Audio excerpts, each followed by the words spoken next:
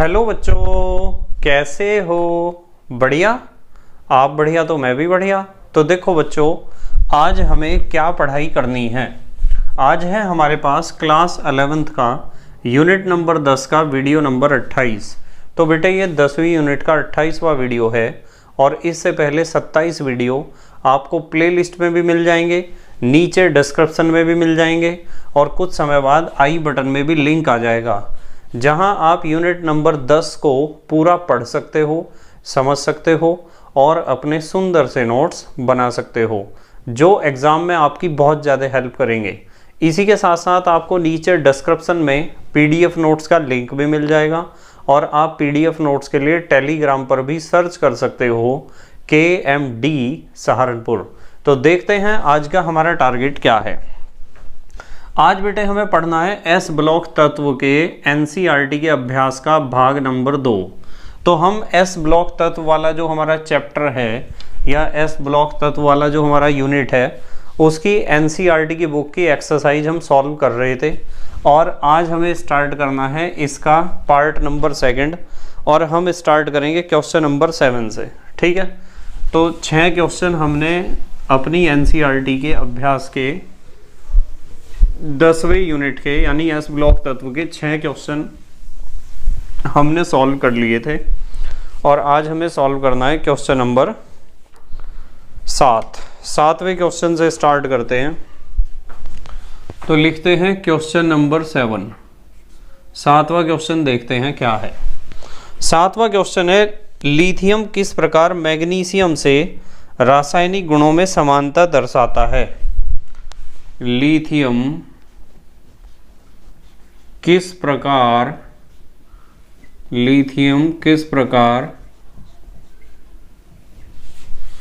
Magnesium से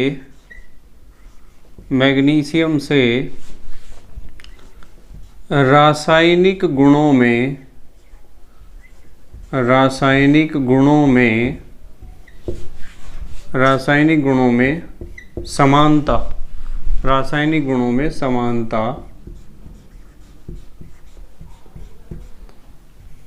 दर्शाता है या दिखाता है, कुछ भी कह सकते हो आप, समानता दर्शाता है। अब मुझे एक बात बताओ, ये क्वेश्चन मैंने आपको सिखाया है या नहीं सिखाया है? ये क्वेश्चन मैंने आपको सिखाया है ना, आपके याद होगा मैंने आपको बताया था लिथियम तथा मैग्नीशियम में विकर्ण समानता या विकर्ण संबंध, इसमें मैंने आपको ये सिखा दिया था। ठीक है, पूरा डिटेल में एक्सप्लेन किया था कि लिथियम और मैग्नीशियम में कौन कौन से गुणों में समानता मिलती है और क्यों समानता मिलती है, उसका कारण भी बताया था आपको। तो लिथियम और मैग्नीशियम में विकर्ण समानता आपको देखना है और मैं आपको बताऊंगा कि कौन सा वीडियो है। ये है क्लास 11th का यूनिट नंबर 10 का, ये 10वां यूनिट ही तो है, यूनिट नंबर 10 का वीडियो नंबर 6। यदि इस वीडियो को आप देख चुके हो, समझ चुके हो, तो आपने इस क्वेश्चन को कर लिया है ऑलरेडी पहले से ही। और यदि आपने इस वीडियो को नहीं देखा है और नहीं समझा है तो इसका मतलब आपको ये वीडियो देखना चाहिए। इसमें आपको लिथियम और मैग्नीशियम में विकर्ण समानता के बारे में पता चल जाएगा। ठीक है, तो ये तो हो गया हमारा 7वां क्वेश्चन। अच्छा, एक बात बताता हूँ मैं आपको, मैंने इस क्वेश्चन को जब डिस्कस किया था तो लिथियम और मैग्नीशियम के बहुत सारी समानताएं आपको बताई थी, बहुत सारी समानताएं। आप यदि उनमें से कोई सी 4 या 5 समानताएं भी सीख लोगे तो आपका क्वेश्चन आराम से हो जाएगा और पूरे नंबर आप ले आओगे। कोई सी भी 5 समानताएं याद कर लेना, ठीक है, यदि एग्जाम में इस तरह का लॉन्ग क्वेश्चन आता है। चलो अगला क्वेश्चन देखते हैं, 8वां क्वेश्चन। क्षार धातुएं, क्षारीय मृदा धातुएं, क्षार धातुएं तथा क्षारीय मृदा धातुएं रासायनिक अपचयन विधि से क्यों नहीं प्राप्त की जा सकती हैं। क्षार धातुएं व क्षारीय मृदा धातुएं, क्षारीय मृदा धातुएं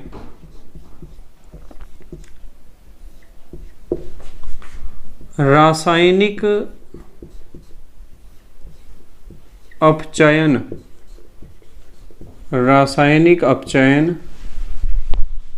विधि से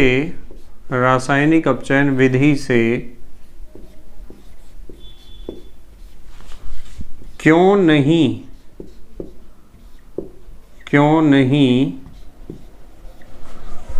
प्राप्त की जा सकती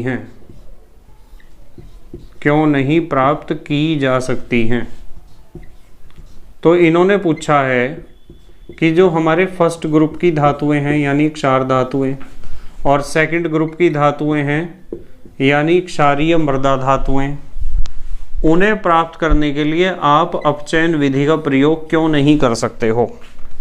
ठीक है, अपचयन विधि का प्रयोग क्यों नहीं कर सकते हो। देखो मैं बताता हूं क्यों नहीं कर सकते हैं। आपको पता है कि क्षार धातुएं और क्षारीय मृदा धातुएं ये दोनों पहले ही प्रबल अपचायक हैं। ये दोनों क्या हैं? प्रबल अपचायक हैं। यानी जितनी भी क्षार धातुएं हैं वे भी प्रबल अपचायक हैं और जितनी भी क्षारीय मृदा धातुएं हैं वे भी प्रबल अपचायक हैं। और आप चाह रहे हो कि इनके ऑक्साइड का या किसी और यौगिक का अपचयन करोगे और इन्हें प्राप्त करोगे। जो खुद अपचायक हैं उनके यौगिकों का अपचयन आप कैसे कर दोगे और उन्हें कैसे प्राप्त कर लोगे। तो पहला कारण तो यह है कि अपचयन विधि से हम इन्हें इसलिए नहीं प्राप्त कर सकते हैं क्योंकि ये खुद ही प्रबल अपचायक हैं। तो इन्हें अपचयन विधि से आप कैसे प्राप्त कर लोगे, ये तो खुद ही दूसरों का अपचयन करती हैं। दूसरी बात, मान लो आप इनके विलयन का लवण जल अपघटन करते हो, इनके किसी भी लवण का जल अपघटन करते हो और जल अपघटन करके इन धातुओं को किसी दूसरी धातु से हटाने का प्रयास करते हो कि हम इन धातुओं को विस्थापित कर देंगे। इन धातु का मतलब क्षारीय धातु या क्षारीय मृदा धातु, इन्हें विस्थापित कर देंगे किसी दूसरी धातु से। तो आप इन्हें दूसरी धातुओं से विस्थापित भी नहीं कर सकते हो क्योंकि ये बहुत ज़्यादा विद्युत धनात्मक हैं, या फिर यूँ कह दो कि इनका इलेक्ट्रॉन विभव बहुत कम है। तो ना तो किसी दूसरी धातु से आप इन्हें विस्थापित करके प्राप्त कर सकते हो क्योंकि ये खुद ही बहुत ज़्यादा विद्युत धनात्मक धातुएं हैं और जो धातु जितनी विद्युत धनात्मक होगी वो क्रियाशील भी उतनी ज़्यादा होगी। तो ना तो किसी दूसरी धातु से आप इन्हें विस्थापित करके प्राप्त कर सकते हो और ना ही आप इनके यौगिकों से अपचयन करके इन्हें प्राप्त कर सकते हो क्योंकि ये खुद ही प्रबल अपचायक हैं। तो इसके दो कारण मैंने आपको बताए कि क्षार धातुएं, क्षारीय मृदा धातुएं रासायनिक अपचयन विधि से इसलिए प्राप्त नहीं की जा सकती क्योंकि ये स्वयं ही प्रबल अपचायक होती हैं। तो पहला कारण तो यहाँ लिखेंगे क्योंकि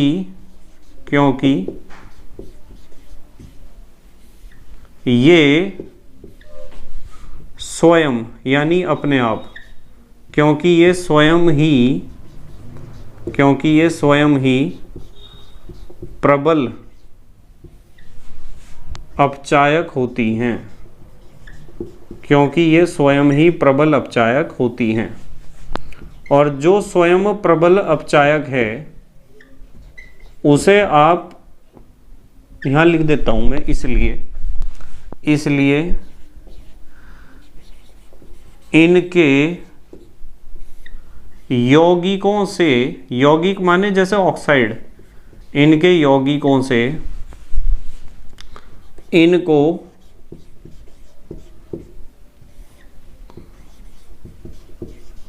अपचयन विधि द्वारा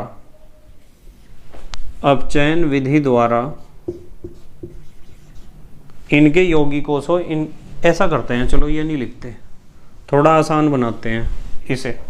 इनके यौगिकों से इनको अपचयित करके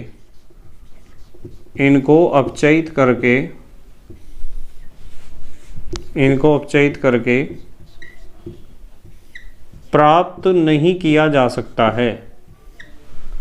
इनको अपचयित करके प्राप्त नहीं किया जा सकता है। तो मतलब कहने की बात यह है कि जो खुद प्रबल अपचायक हैं उन्हें ही आप अपचयित करना चाह रहे।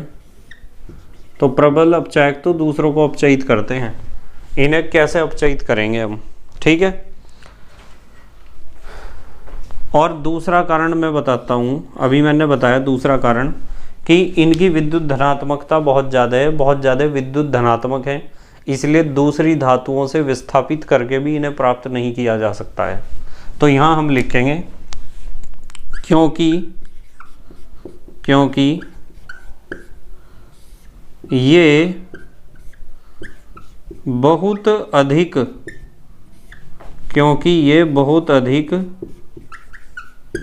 क्या होती हैं, विद्युत धनात्मक, बहुत अधिक विद्युत धनात्मक होती हैं, क्योंकि ये बहुत अधिक विद्युत धनात्मक होती हैं, बहुत अधिक विद्युत धनात्मक होती हैं, अतः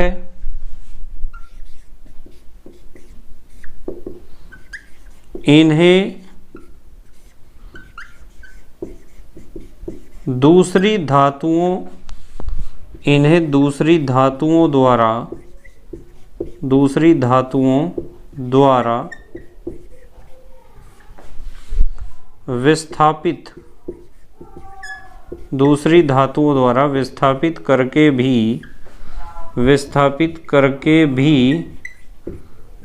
दूसरी धातुओं द्वारा विस्थापित करके भी प्राप्त नहीं किया जा सकता है,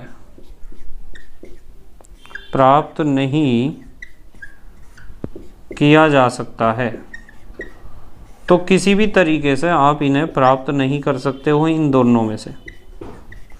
ना तो आप इनका अपचयन कर सकते क्योंकि ये खुद ही प्रबल अपचायक होती हैं, और ना ही आप दूसरी धातुओं से इन्हें विस्थापित कर सकते हो क्योंकि ये बहुत अधिक विद्युत धनात्मक है।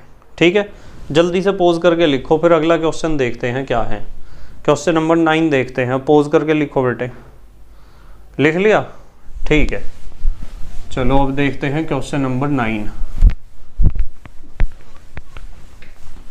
हमें एक बात का ध्यान रखना चाहिए कि जब हम किसी यूनिट को कंप्लीटली पढ़ लेते हैं, उसकी थ्योरी को, यूनिट कह दो या चैप्टर कह दो, जो भी आप कहते हो, तो उसे कंप्लीट करने के बाद आपको उसके क्वेश्चन जरूर करने चाहिए।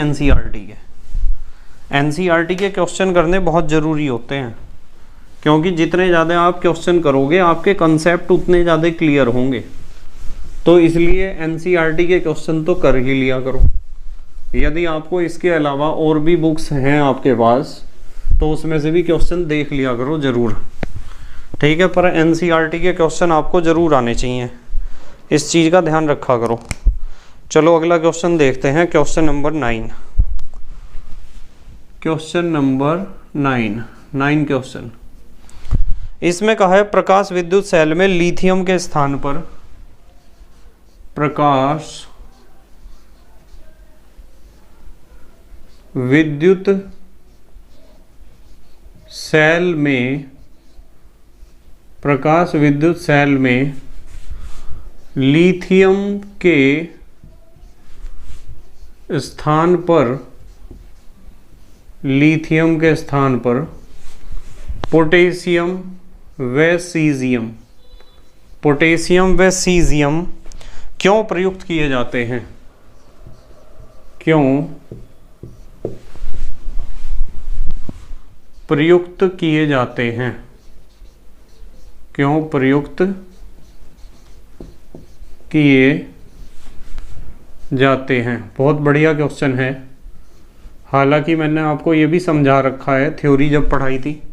देखो मैं बताता हूँ आपको एक बात पता है कि प्रकाश विद्युत सेल में क्या होता है। जब प्रकाश पड़ता है प्लेट पर, सोलर पैनल का नाम तो सुना है आपने, सोलर पैनल आपने देखे भी होंगे, आजकल बहुत ज़्यादा प्रचलन में हैं। जब सोलर पैनल कह दो या प्रकाश विद्युत सेल कह दो, एक ही बात है। जब सोलर पैनल के ऊपर सूर्य का प्रकाश पड़ता है तो वो पैनल जिस भी धातु का बना होता है उस धातु के इलेक्ट्रॉन्स को ऊर्जा मिलती है बाहर से, प्रकाश ऊर्जा, ठीक है, या लाइट एनर्जी या फोटोन से एनर्जी मिलती है।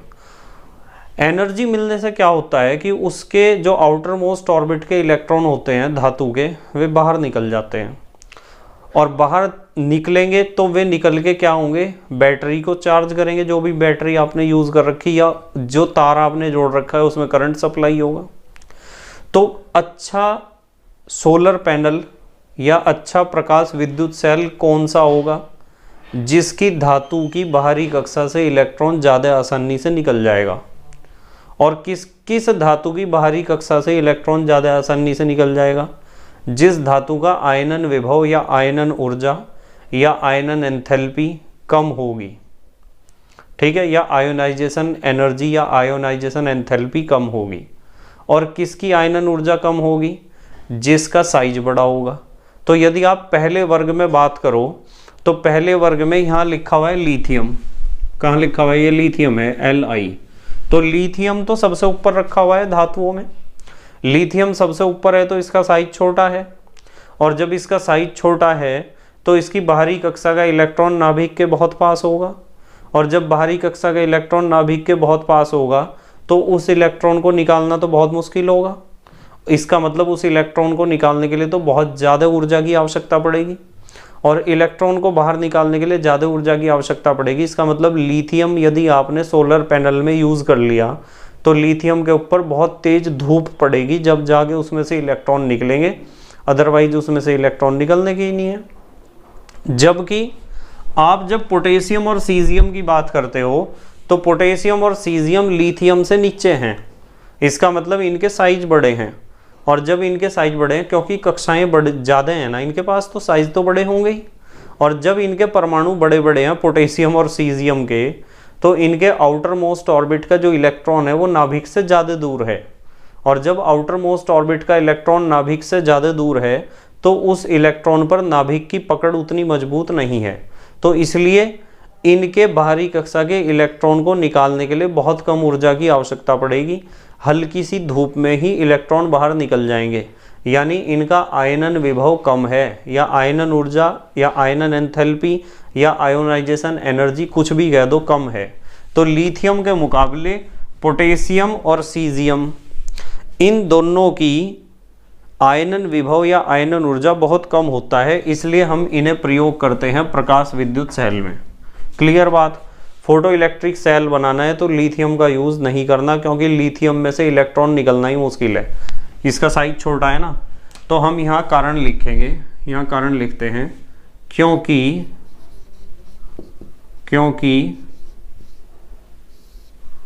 लिथियम की तुलना में, ऐसे लिखते हैं, लिथियम की तुलना में या लिथियम के सापेक्ष, लिथियम की तुलना में पोटेशियम व सीजियम, लिथियम की तुलना में पोटेशियम व सीजियम का आयनन विभव, भाई आयनन विभव कह दो या आयनन ऊर्जा कह दो, एक ही बात है, का आयनन विभव बहुत कम होता है, बहुत कम होता है। और आयनन विभव बहुत कम होगा तो यदि थोड़ी सी भी धूप निकल रही है, बहुत तेज धूप नहीं है, प्रकाश ही अभी आया है, सुबह के समय या शाम के समय तो बहुत कम निकलती है ना धूप, तो उसमें भी सोलर पैनल आपका काम करेगा। ठीक है, क्योंकि आयनन विभव कम है, इसलिए इसका प्रयोग करते हैं हम लिथियम की जगह या तो पोटेशियम का या तो सीजियम का। अब देखते हैं क्वेश्चन नंबर 10। 10वां क्वेश्चन देखते हैं क्या है। 10वां क्वेश्चन है, जब एक क्षार धातु को द्रव अमोनिया में घोला जाता है, जब एक क्षार धातु को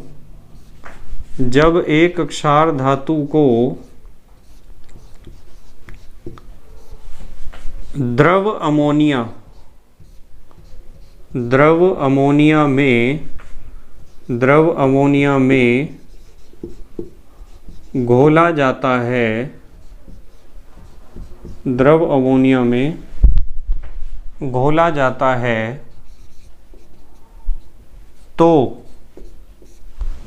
जाता है, तो विलयन विभिन्न रंग प्राप्त कर सकता है, क्यों? तो विलयन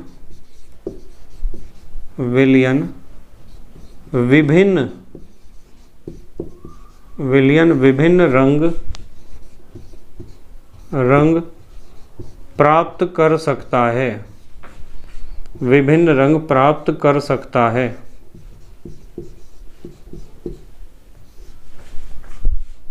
विभिन्न रंग प्राप्त कर सकता है क्यों? मतलब अलग अलग तरह के रंग क्यों प्राप्त कर सकता है? बहुत सिंपल सी बात है, मैं बताता हूँ क्यों विभिन्न रंग प्राप्त कर सकता है। देखो, आपको ध्यान रखना है कि जो आप क्षार धातु को द्रव अमोनिया में घोलते हो तो जो अमोनीकृत इलेक्ट्रॉन होता है ना, वो इलेक्ट्रॉन जो अमोनीकृत हो यानी अमोनिया के साथ जुड़ा हुआ इलेक्ट्रॉन, वो इलेक्ट्रॉन दृश्य प्रकाश के अंतर्गत, दृश्य प्रकाश आपको पता है जिसे आप कहते हो स्पेक्ट्रम, ठीक है, विबजियोर, वायलेट से लेके रेड तक के जो कलर हैं, जैसे मैं कहूँ मोटे तौर पे 4000 एंगस्ट्रॉम से 7800 एंगस्ट्रॉम तक का जो प्रकाश है, तरंग दैर्ध्य बताई मैंने, ये 4000 एंगस्ट्रॉम से 7800 एंगस्ट्रॉम, तो इतनी तरंग दैर्ध्य के बीच में जो प्रकाश आता है ना, उसे हम कहते हैं दृश्य प्रकाश। और आपको पता है इसमें 7 रंग है। तो जो हमारा अमोनीकृत इलेक्ट्रॉन होगा, अमोनिएटेड इलेक्ट्रॉन होगा, वो इस दृश्य प्रकाश में से ही किसी विशेष तरंग दैर्ध्य को या किसी विशेष ऊर्जा को अवशोषित करता है। और यदि उसने 7 रंगों में से एक रंग का प्रकाश अवशोषित कर लिया तो बाकी जितने भी रंग बचे उनके कॉम्बिनेशन से जो भी कलर बनेगा वह परावर्तित होगा और हमें वैसा ही रंग दिखाई देगा। तो ये सारा खेल जो है वो किसका है? सारा खेल है इसमें अमोनीकृत इलेक्ट्रॉन का, कि वो दृश्य क्षेत्र में ऊर्जा अवशोषित करता है। ठीक है, तो यहां लिखते हैं क्योंकि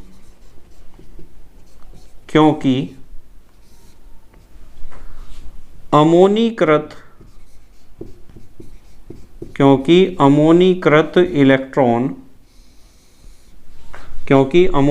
इलेक्ट्रॉन दृश्य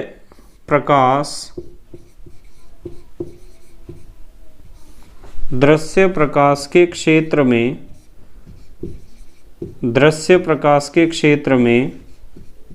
से लिखते हैं, से दृश्य प्रकाश के क्षेत्र में से ऊर्जा अवशोषित करता है,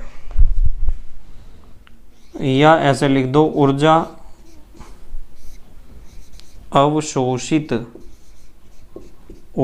अवशोषित करते हैं ये जो अमोनीकृत इलेक्ट्रॉन होते हैं।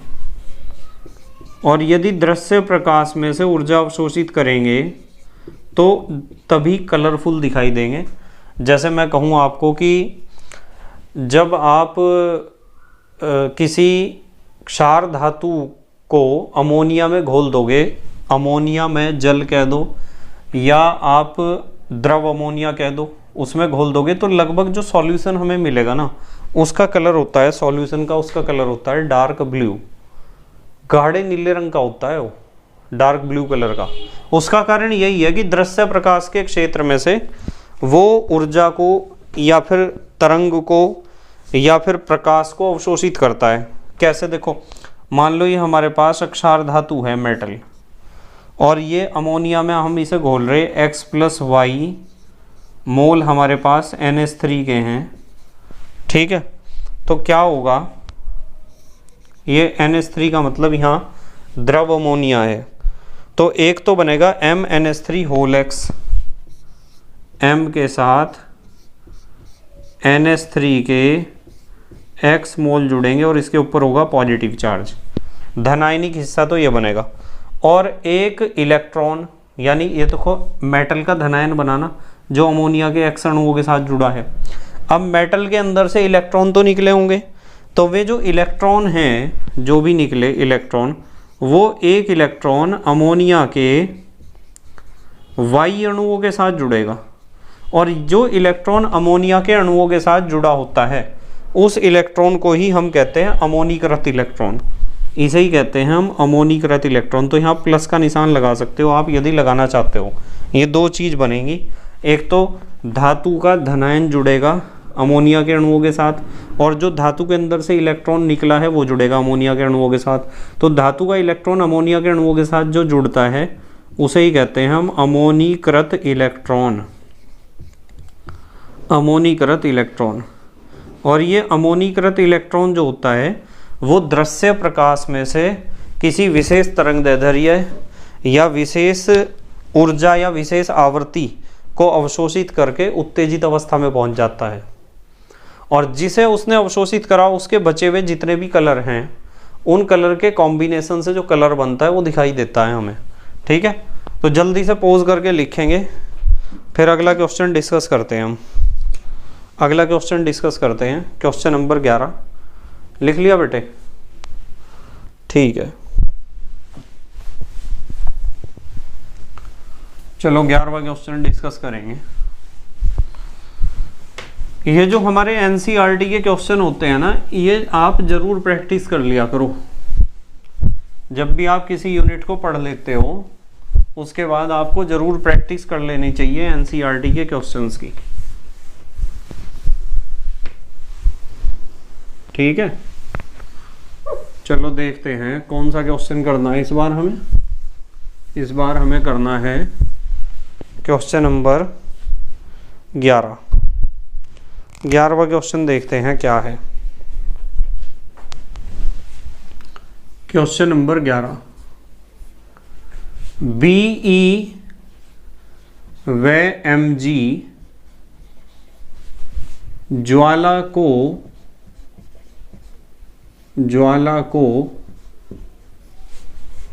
रंग प्रदान क्यों नहीं करते हैं? क्यों नहीं करते हैं? क्वेश्चन है कि बीई व एमजी ज्वाला को कोई कलर प्रदान क्यों नहीं करते हैं। ये भी बहुत अच्छा क्वेश्चन है अपने आप में। चलो इसे डिस्कस करते हैं कि बीई और एमजी में ऐसी क्या खासियत है कि ये ज्वाला को कलर प्रदान नहीं करते हैं। सेकंड ग्रुप के बाकी जो एलिमेंट है ना, बीई एमजी के नीचे CaSr BaRa, ये ज्वाला को विशेष रंग प्रदान करते हैं। और जो आपकी क्षार धातुएं हैं Li Na K Rb CSFr, ये भी ज्वाला को विशेष रंग प्रदान करती हैं। इस तार से मैं परेशान हो जाता हूँ बहुत ज़्यादा।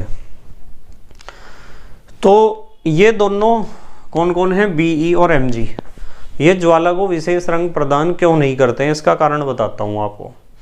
देखो, ज्वाला को कौन रंग प्रदान करेगा? ज्वाला माने पता है ना, आग। ठीक है, ज्वाला माने क्या होता है? आग होती है। अब मान लो आप आग के संपर्क में किसी भी धातु को ला रहे हो, तो क्या होता है कि धातु के जो इलेक्ट्रॉन होते हैं ना, वे एनर्जी यानी ज्वाला से ऊर्जा अवशोषित करेंगे और उच्च ऊर्जा स्तर में चले जाएंगे, हाई एनर्जी लेवल में। तो जिस धातु के इलेक्ट्रॉन ज्वाला से यानी आग से ऊर्जा अवशोषित करके उच्च ऊर्जा स्तर में चले जाते हैं, उत्तेजित अवस्था में चले जाते हैं, वो ही धातु ज्वाला को विशेष रंग प्रदान करती है। अब सवाल यह है कि सर कौन सी धातु के इलेक्ट्रॉन आग से यानी ज्वाला से ऊर्जा को अवशोषित करके उच्च ऊर्जा स्तर में चले जाएंगे, और कौन सी धातु के इलेक्ट्रॉन आग से यानी ज्वाला से ऊर्जा को अवशोषित करके उच्च ऊर्जा स्तर में नहीं जा सकते हैं। जिसके इलेक्ट्रॉन या जिस भी धातु के इलेक्ट्रॉन ज्वाला से ऊर्जा को अवशोषित करके उच्च ऊर्जा स्तर में चले जाएंगे यानी उत्तेजित अवस्था में चले जाएंगे, वो ही धातु ज्वाला को विशेष रंग प्रदान करेगी। क्योंकि जब वे इलेक्ट्रॉन उत्तेजित अवस्था में जाएंगे तो एक निश्चित तरंगदैर्ध्य के प्रकाश को या ऊर्जा को में अवशोषित करेंगे, और जिस निश्चित तरंगदैर्ध्य के ऊर्जा को या प्रकाश को वो अवशोषित कर रहे हैं, उनका जो पूरक रंग होगा, कंप्लीमेंट्री कलर होगा, वही दिखाई देगा उस धातु का। तो कौन से इलेक्ट्रॉन जाएंगे या किस धातु के इलेक्ट्रॉन जाएंगे? वे इलेक्ट्रॉन जाएंगे जो नाभिक से बहुत मजबूती से नहीं बंधे होंगे। मान लो मैं आपको दो परमाणुओं का कंपैरिजन कराऊं, एक तो परमाणु का नाभिक ये है और एक परमाणु का नाभिक ये है। इस परमाणु के नाभिक के पास 2 कक्षाएं हैं और इसके पास हैं 4 या 5 कक्षाएं। या फिर यूं कह दो कि यह परमाणु छोटा है साइज में, वो बड़ा है। इसकी बाहरी कक्षा के इलेक्ट्रॉन को देख लो और इसकी बाहरी कक्षा के इलेक्ट्रॉन को देख लो, तो जो छोटा परमाणु है उसका बाहरी कक्षा के जो इलेक्ट्रॉन है वे नाभिक के ज़्यादा पास हैं, और नाभिक के ज़्यादा पास हैं, इसका मतलब नाभिक ने उन्हें बहुत मजबूती से पकड़ रखा है। जबकि जो बड़ा परमाणु है साइज में, उसकी बाहरी कक्षा के इलेक्ट्रॉन के ऊपर नाभिक का आकर्षण बल कम होगा, क्योंकि उसकी बाहरी कक्षा के इलेक्ट्रॉन नाभिक से दूर होंगे।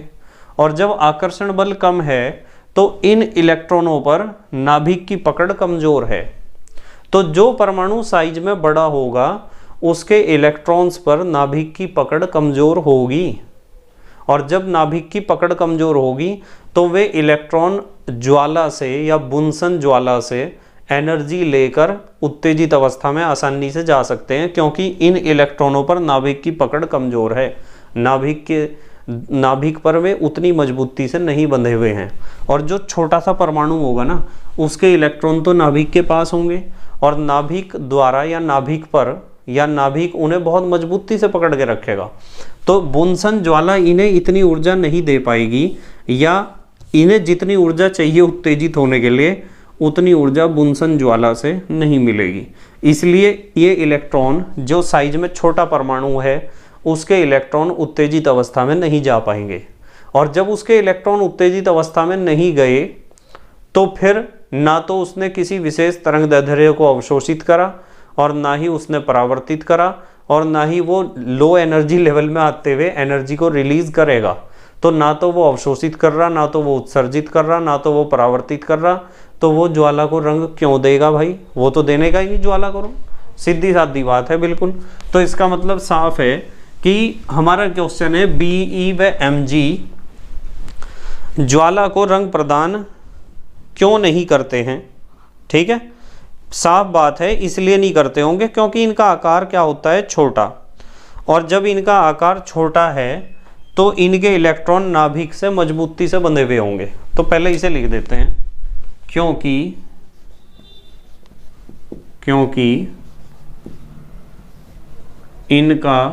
इनका माने किनका? इन दोनों का, BE व MG का। क्योंकि इनका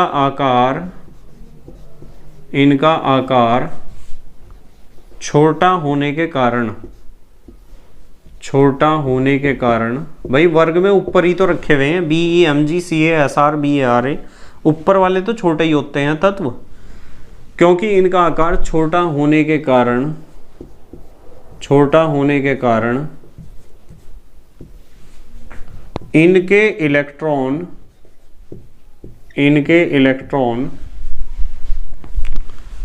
नाभिक से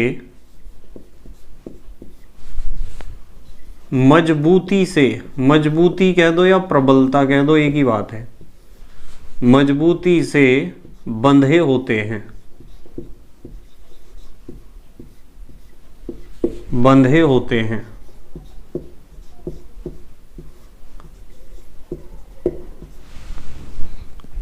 अतः इन्हें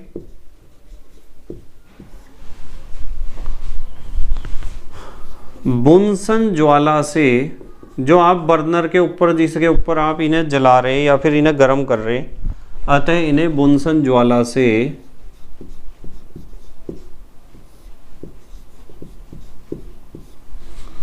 उत्तेजित होने के लिए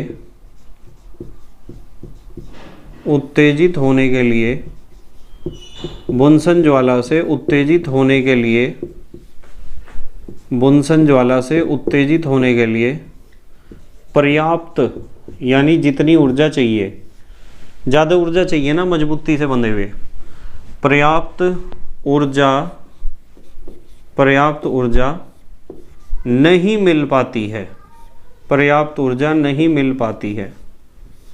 तो इन्हें जितनी ऊर्जा की आवश्यकता है उतनी ऊर्जा इन्हें मिल ही नहीं पाती है बुनसन ज्वाला से। और जब उतनी ऊर्जा इन्हें नहीं मिल पा रही है तो इलेक्ट्रॉन उत्तेजित अवस्था में पहुंच ही नहीं पाते हैं। और जब इलेक्ट्रॉन उत्तेजित अवस्था में जा ही नहीं रहे तो ना तो किसी तरंगदैर्ध्य को ये अवशोषित कर रहे और ना ही ये उत्सर्जित कर रहे, ना परावर्तित कर रहे, कोई मतलब ही नहीं है। और जब ऐसा इन तीनों क्रियाओं में से कुछ नहीं हो रहा है तो ज्वाला को विशेष रंग कैसे प्रदान कर देंगे? ज्वाला को विशेष रंग प्रदान नहीं कर पाते हैं इसी वजह से। ठीक है, तो ये था हमारा क्वेश्चन नंबर 11। अब देखते हैं क्वेश्चन नंबर 12। क्वेश्चन नंबर 12 देखते हैं, चलो क्या है क्वेश्चन नंबर 12। 12वें क्वेश्चन में कहा है साल्वें प्रक्रम में होने वाली विभिन्न अभिक्रियाओं की विवेचना करो। साल्वें प्रक्रम में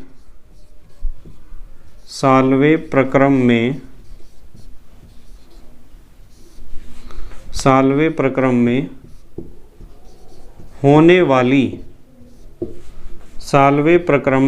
वाली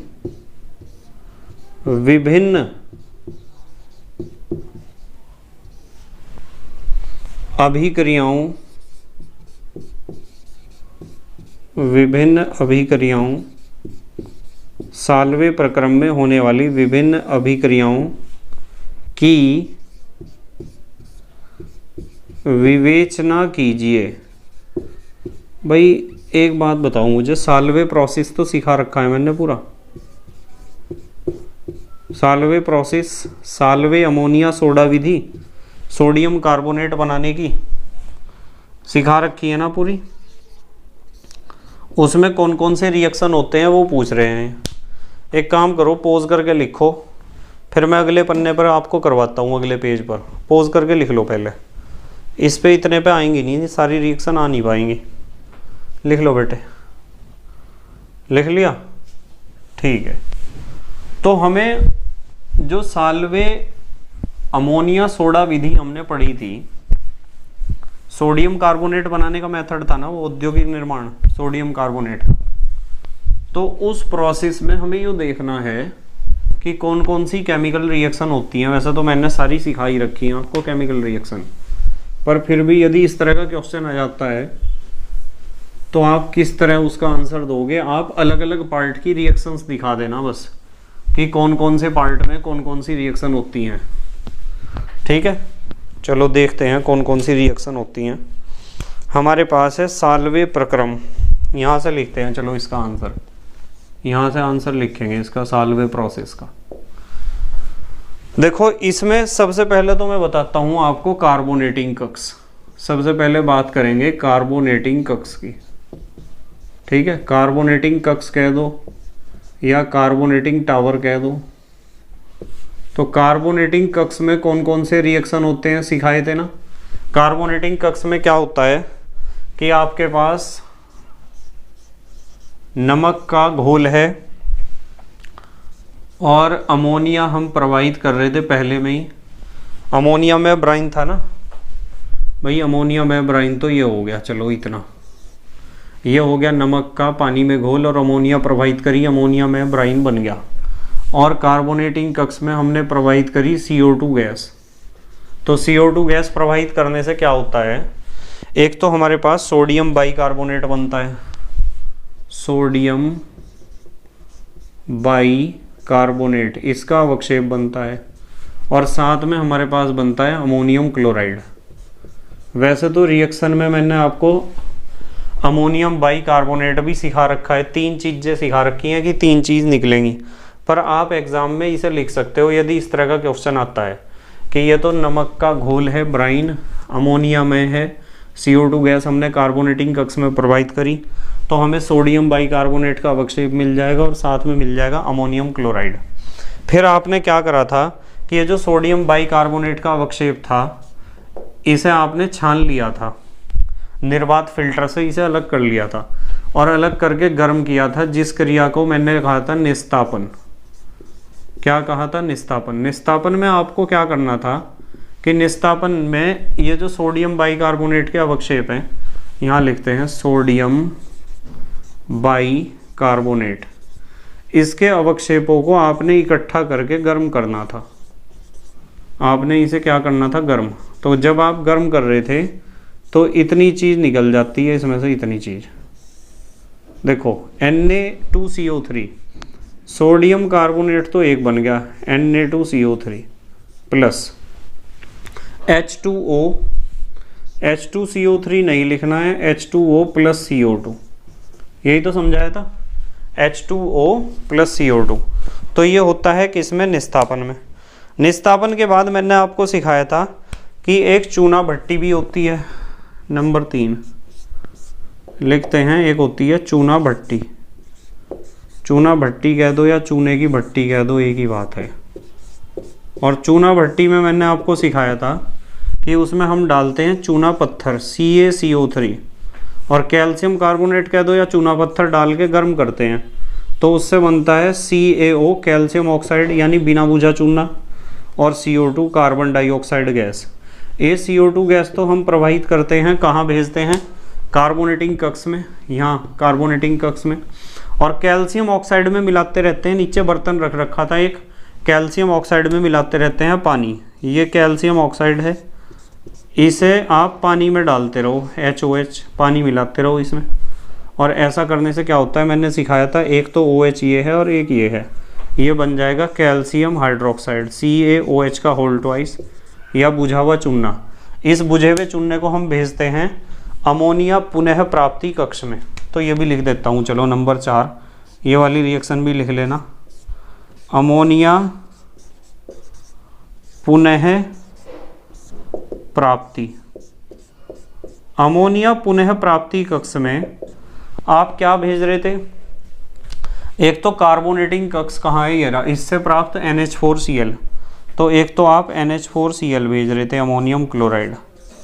अमोनियम क्लोराइड के 2 अणु लिखता हूँ, आसानी से समझ में आ जाएगा आपके, अमोनियम क्लोराइड। और एक आप भेज रहे थे ये बुझा हुआ चूना, कैल्शियम हाइड्रोक्साइड या चूने का पानी, CaOH के होल ट्वाइस को ऐसे लिखता हूँ, ठीक है। ये दोनों जब आपस में क्रिया करेंगे ना, एक अमोनिया यहाँ से और एक अमोनिया यहाँ से, तो 2 तो बनेगी अमोनिया गैस NH3, 2 तो अमोनिया गैस बनेगी प्लस। ध्यान से देखना, यहाँ से H है और यहाँ से OH है, NH3 निकलने के बाद एक H तो बचेगा ही, HOH 2 बनेंगे जल के अणु प्लस एक Ca और 2 Cl, ऐसे क्या बना, CaCl2 कैल्शियम क्लोराइड भी यहाँ प्राप्त होता है हमें, ठीक है। तो ये रिएक्शंस होती हैं साल्वे प्रक्रम में या साल्वे अमोनिया सोडा विधि में। अब जल्दी से हमारे देश के प्यारे प्यारे बच्चे पोज करके लिखेंगे, जल्दी से लिख लिया बेटे, ठीक है। तो बेटे मुझे उम्मीद है कि क्वेश्चन नंबर 1 से क्वेश्चन नंबर 12 तक के क्वेश्चन आपके समझ में आए होंगे NCERT के। S ब्लॉक तत्व के बाकी क्वेश्चन हम कल डिस्कस करेंगे, देखते हैं कल हम कहाँ तक पहुँच पाते हैं, ठीक है। बस मेहनत और ईमानदारी से पढ़ाई करते रहो और अपने हैंड रिटन नोट्स बनाते रहो। वीडियो की स्पीड आप अपने अनुसार व्यवस्थित कर लिया करो जितना आपको अच्छा लगता है, और हैंड रिटन नोट्स बनाया करो, प्ले लिस्ट के अनुसार पढ़ा करो, डेली पढ़ने की आदत डाल लो, भले ही थोड़ा पढ़ो पर डेली पढ़ो। ऐसा नहीं होना चाहिए कि आप एक दिन पढ़ रहे और फिर 10 दिन पढ़ नहीं रहे। डेली पढ़ने की आदत होगी तो आपकी सब्जेक्ट के ऊपर पकड़ बहुत मजबूत हो जाएगी, पक्की बात है, ठीक है। बूंद बूंद करके ही घड़ा भरता है ना, पता है ना इस बात का। ऐसा नहीं होता कि आप जो है एक दिन में ही पहाड़ तोड़ दोगे। पहाड़ तोड़ने में भी दशरथ मांझी को बहुत टाइम लगा था ना, वो थोड़ा थोड़ा काम डेली कर रहा था, इसलिए उसने पूरा पहाड़ ही तोड़ दिया, सड़क बना दी। और यदि वो सोचता कि मैं तो 1 महीने में ही तोड़ दूंगा या 15 दिन में तोड़ दूंगा, तो फिर उसके बस का नहीं था। तो इसलिए हमें डेली मेहनत करने की, डेली पढ़ाई करने की आदत होनी चाहिए। आप डेली पढ़ो और थोड़ा थोड़ा पढ़ो, तो थोड़े थोड़े से ही बहुत बड़ा पहाड़ खड़ा हो जाता है, ठीक है। तो thank you very much for watching this video. Okay, bye.